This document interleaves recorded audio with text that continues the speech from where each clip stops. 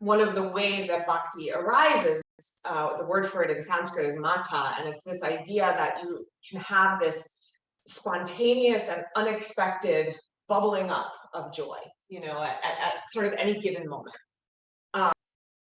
It can happen in small ways, like you can think about all the small ways that might happen. If you're like, you ever have that experience of like driving down the road at night and you come around a corner, it's like a big full moon, and you're like, oh, there's just that moment, or like when you run into a friend you haven't seen in a long time, and you have that moment of just joy, or like your favorite song comes on the radio and you walk into a store, like any of those little moments.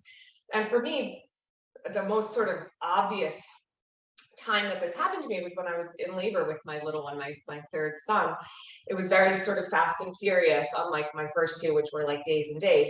And in between each contraction I would have, in not just like a relief where, in between you're like, okay, just get a rest for a minute. It was actually this moment of like euphoria welling up, ecstasy, joy, and it stayed with me for a very long time. I didn't sleep for like a few days after he was born, not because I had a newborn, he was a very easy baby, but like because I was in this like state of euphoria. It was really quite transcendent and transformative.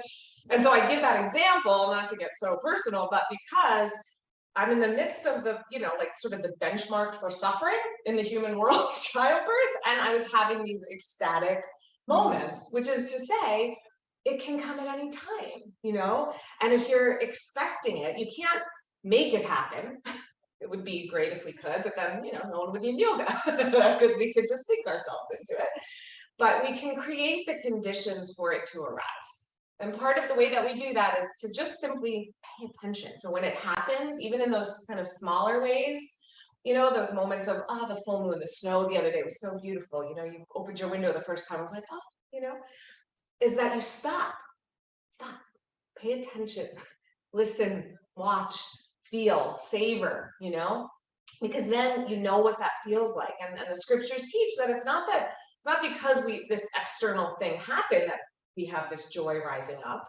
It's that it's there inside of us, and sometimes something outside of us sparks it, but that is available to us at any time. Maybe it's happened to you in yoga. Maybe it was nothing external. You just have this moment of like, just joy welling up. So the idea is expect it. You can't make it happen, but you can create the conditions for it to happen. And when it does, pay attention, savor, enjoy it, and expect it to happen again.